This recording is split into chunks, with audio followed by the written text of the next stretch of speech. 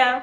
My name is Sarah, and happy Halloween! Woo! Today's the day where ghosts and ghouls come out to play, and what better way to celebrate Halloween than with a ghost story? That's right, today's book review is on City of Ghosts by Victoria Schwab.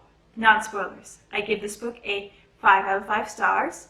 Our main character, her name is Cassidy, and she has a best friend by the name of Jacob, who happens to be a ghost. Yes, Cassidy can see ghosts, among other things.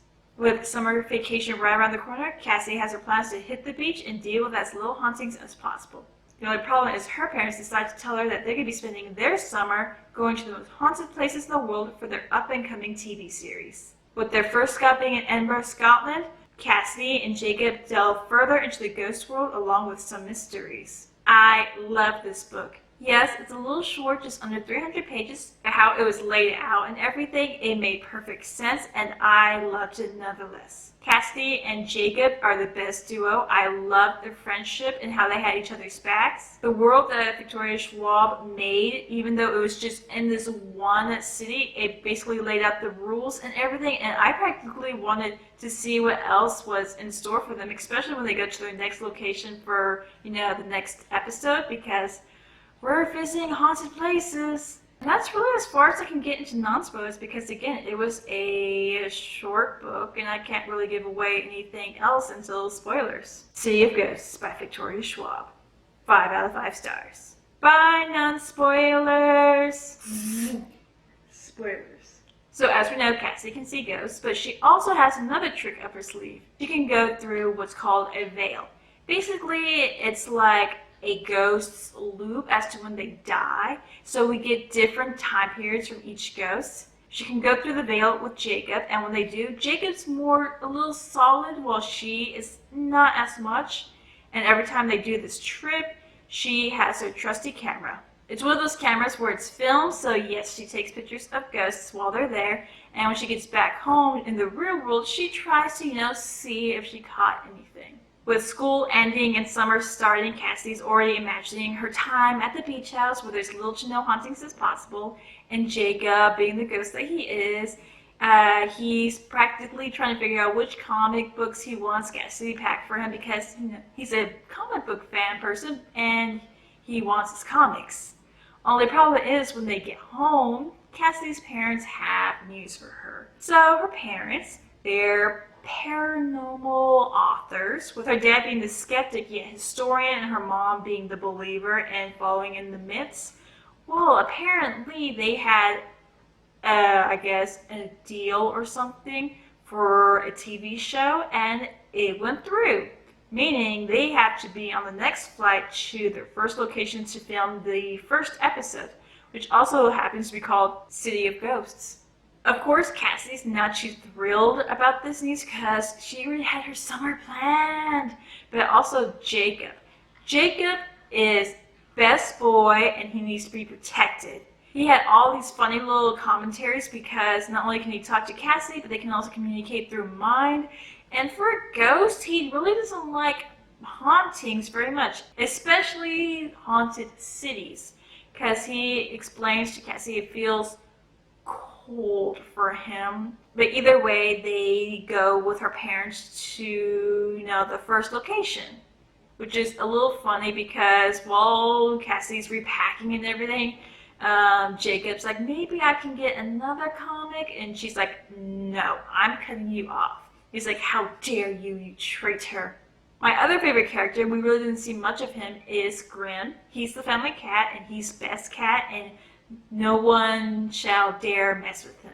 We had a little situation to try to get him into the cat carrier, and when we did, he's basically this angry little furball that's always growling. He has narrow eyes, how dare you do this to me? There's also a possible hint that he might be able to see Jacob because there are times where it looks like he's hissing at Jacob while Jacob's playing with him. So if that's true, then I expect Graham to join their team in the upcoming books. After arriving in Scotland and not having seen Jacob for some time, Cassie sees him riding on her Gryffindor luggage on the baggage claim. Her and her parents and Jacob go to the inn that they'll be staying at. with her dad at the end, going over some notes and stuff. Cassidy's mom and her, as well as Jacob, decided to go take a look at the sites, see what's there. And I have to admit, there's like a lot of Harry Potter references to, I guess, the Elephant House, where Cassidy has like this awe moment to where Jacob makes these little references about Harry Potter, even though he gets the names wrong. Cassidy's mom takes her to a cemetery, and that's where I have to question about tourist attractions. I mean, we go to a haunted cemetery, and the tour guide is like, okay, y'all can go around, take a look at the, grave sites, the gravestones and everything. Just be careful of the poltergeists up on the hill where Cassie's mom goes. Well, Jacob is like, let's go that way. Now, while Cassie is at this graveyard, she accidentally, I guess, goes through a veil by herself because usually Jacob's with her. And of course, she sees the ghosts and their loops and everything. But she also sees a different ghost. A woman with like long black hair and a bright red cloak. Usually while she's in the other side of the veil, all the ghosts are like a washed out color. So this is the first ghost in a full color, which is already waving red flags. Another alert is when this ghost sees Cassie and she starts singing to her, almost drawing Cassie in. Luckily, Jacob calls Cassie's name and she breaks through the spell and gets back out of the veil. And Jacob's like, what's best friend rule number so-and-so? Like, never go without your best friend. They have all these fun little rules about being best friends, and I love them. Either way, I am worried about this ghost, as well as the fact that we meet a new character by the name of Laura, who's also at the same inn that they're staying at, because I was already suspicious about her. It's like, she knows something. When she sees Cassidy and she asks her, do you believe in ghosts? And when Cassidy doesn't answer, she's like, I thought so, and she leaves. With the next day bringing the crew and their local guide by the name of Finley, they start going to check out the haunted locations in Edinburgh, which a reluctant Jacob goes with because Cassidy's going. They go to places like Glass Market, which happened to be a massive execution ground. So while her parents are like, narrating for the cameras and stuff, and Cassie can feel the veil very strongly, he's like, no, moving on. He tries to push her away, even though he's a ghost and everything. They go to another location called the White Hart Inn, which wasn't really haunted because Cassie could feel the veil, but not really, so it's not really haunted. And one location that they went to, Jacob was like, we are not doing that because apparently when the Black Plague was in Scotland, there's these underground falls where there's all these dead people, and it's yeah, let's go to our next spot. Even Cassie's like, yeah, good thing that we can't go in there until the next day. Let's go on to the next location. After arriving to the Mary King's Close, Finley also tells a story to Cassidy of a ghost called the Raven in Red, which turns out to be the ghost that Cassidy saw at the graveyard. Supposedly, the Raven, she had a child that she lost, in a snowstorm. And the reason why she wore that big red cloak was so that her child can see her while she went to go look for him. She never did find him, so the legend is basically she's out there still looking for a child, or she'll take another child instead. And if you hear her sing, that's her. And she usually comes with the cold or the winter. And it's basically telling the kids beware of the Raven in Red. Sounds a little like, La Llorona or the Weeping Woman. So I already know to, if I hear singing, run away. Now, while down at the Mary King's Close, which is basically an underground passageway and stuff, Cassidy and Jacob kind of get pulled into a veil against their own will, and a bunch of ghosts notice Cassidy, and that is already not good. The veil here is kind of different than the ones that she's used to, because when she tries to open it like a curtain, it's a little heavier. Even Jacob's trying to help her, and it's not working, and the ghosts start getting closer. Well, she has her camera with her like she always does, so she flashes the ghosts, and they take off in the ghost world until they find another veil that they can get through, and they're like, That's not good. That's the first time that's ever happened. And while they're like, recovering from all that in the real world, not exactly in the Mary King's closed location, they see Lara. And Cassidy watches as Lara disappears because she goes through another veil. With questions now bubbling in Cassidy's mind, but Jacob telling her, let's not follow the girl that just disappeared. They follow Lara, again, not heeding Jacob's words, and they see Lara with a ghost holding a mirror, and she tells them some words like a chant, and she basically turns him into dust after pulling a ribbon from his chest. That's where we find out that Lara, as well as Cassidy, who are people who died because prior to this, Cassidy had drowned, but she somehow came back to life. They can not only see ghosts, but the reason why the veils are there is because as ghost hunters, it's their job to help the ghosts move on, get away from the loops and everything. So what Lara just did in front of Cassidy and Jacob, she basically helped a ghost get out of the loop that it was stuck in of their death and move on. Because Cassidy didn't have anyone to teach her about being a ghost hunter or anything, Lara basically gives her the rundown of how a ghost hunter is supposed to do. That's their duty. And then she points an accusing look at Jacob, and she's like, you're not supposed to be here or anything. And then we also find out that Jacob knew about Cassidy being a ghost hunter and why mirrors are dangerous to ghosts, because earlier when they arrived at the inn, Cassidy saw Jacob in front of a full-length mirror, and she saw how he was completely out of it, and there's another version of him in the mirror that looked dead. So what happens is basically mirrors show ghosts who they really are, and they're just in a trance, and it also helps them the ghost hunters to help them move on, because they have this, like I said, the ribbon, and the ghost hunters pull it and it sets them free. Now the reason why Jacob didn't tell Cassidy this is because he was afraid that she would do what Lara did to that other ghost, but after having an argument and giving each other silent treatment and talking things through, Cassidy tells Jacob, we're best friends, I would never do that to you. You should have just told me to begin with. And they basically make up. But as for me, I wouldn't want to be a ghost hunter because that sounds like too much of a responsibility. And I'm like, no thank you. Because they're in Edinburgh and they're filming, haunted locations, they were bound to show up at the castle, which is not a good thing because that's the turning point in this book.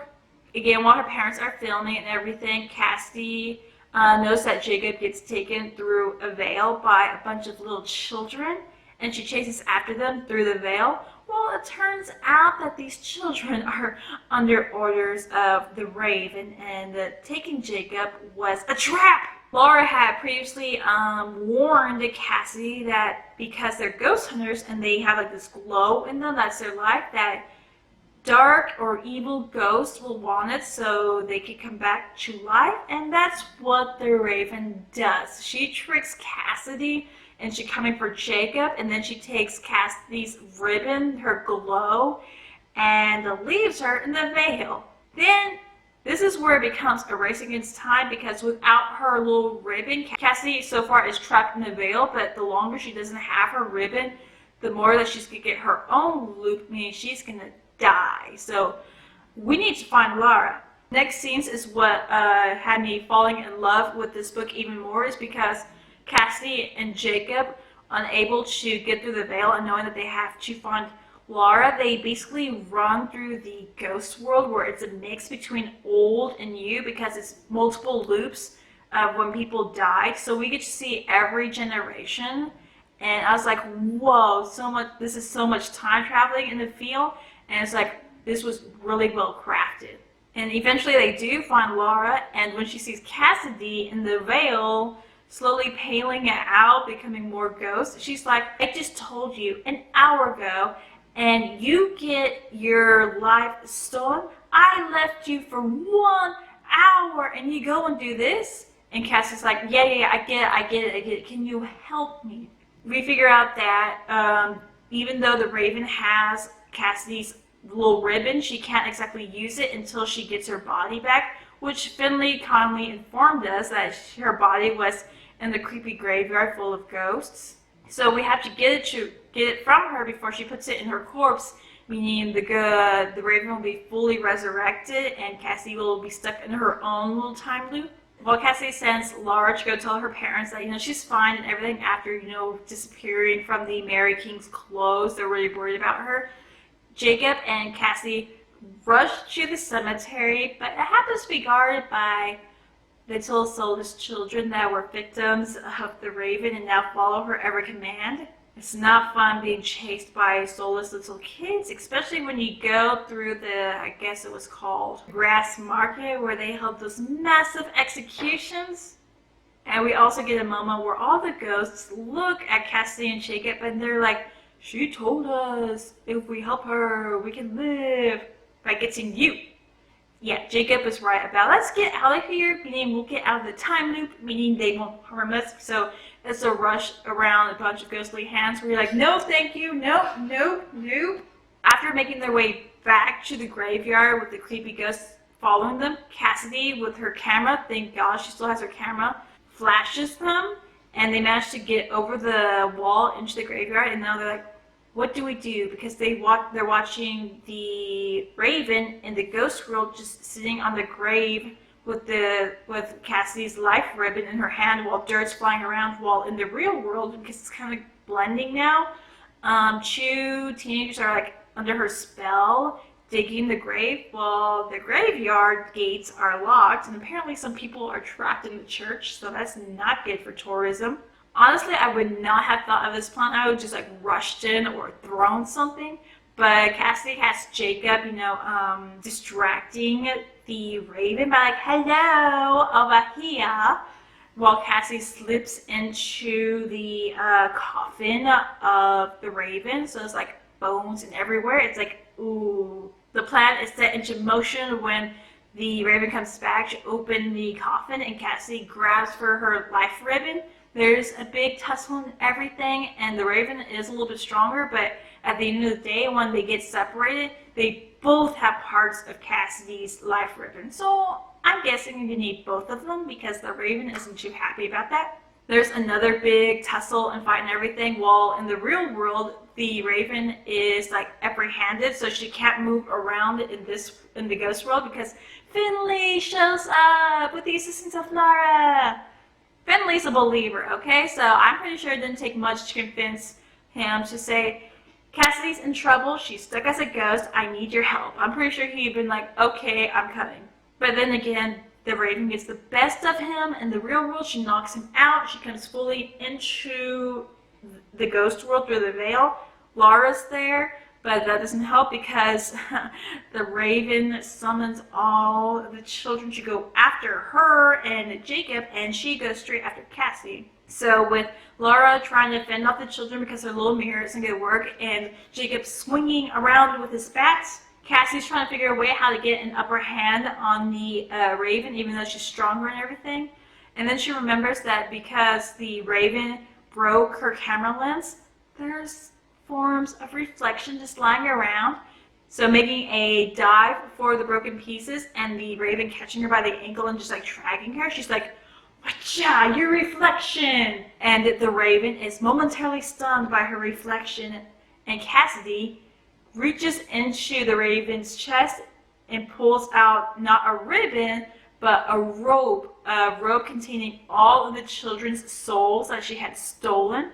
And with a mighty tug, she not only frees the Raven from her death or so, but also the children that were victims of her.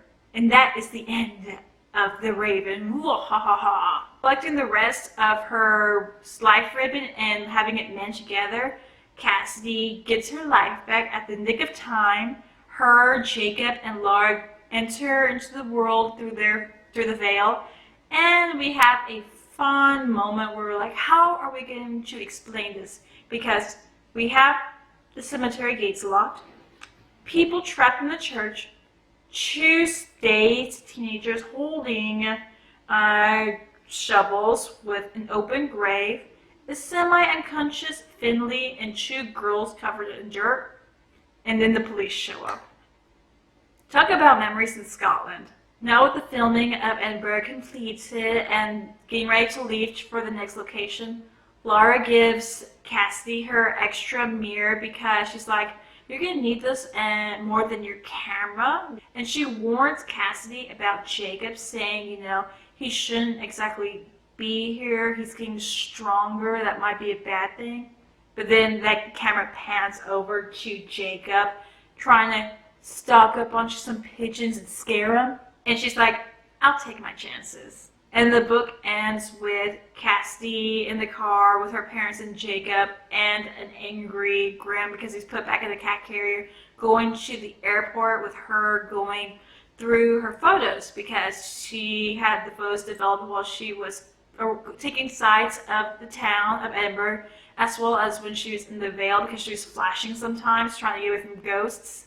But then she also looked at the picture of when she took a picture of Jacob. Usually he never showed up in photos or anything, but that last photo she took, she could see like a faint outline of him, meaning either that's going to be good or that's bad, but she'll think about it more later on because we're off to our next location. And I have to agree with her, telling Laura, I'll take my chances if we have a funny, sarcastic ghost around who really can't do a poltergeist unless he's angry, and I've never seen Jacob angry in this book, so I think we're good. And that's the end of my spoilers. As you can see, I love this book. I love Cassie and Jacob's friendship. I love how the ghosts worked, especially in the city of Edinburgh, considering that a lot of deaths happened there. And this is basically like foreshadowing the upcoming adventures for Cassie and Jacob in the next locations that they do, considering now that she has her first ghost hunter mission under her belt. I hope we see more of Laura, via Skype, giving Cassie more, information on being a ghost hunter, considering she's the only person that we know who is a ghost hunter. Or maybe Cassie will meet another ghost hunter at their next location. I hope that Grim is more than just a cat that can probably see ghosts, and he can be more of use, because I missed him and I really loved him. If Jacob is becoming stronger in a way, maybe he can physically manifest his form and help Cassidy in the real world, or just experience the real world. If we're going to go book by book based off of, her parents' TV series, then as myself, I really, really hope that we have maybe 12 episodes for the first season, maybe meaning that we might get, 12 books. And while reading this book, I kind of actually saw it in a manga style, and not just a regular manga style, but also from the artist/illustrator of the manga series Night School. I'm just saying, there's an idea, and if it's possible, I would love to see this in manga form. Love this book, love the characters, love the world, and I can't wait to see what the other books have in store for us. City of Ghosts by Victoria Schwab. 5 out of 5 stars. My name is Sarah, and bye!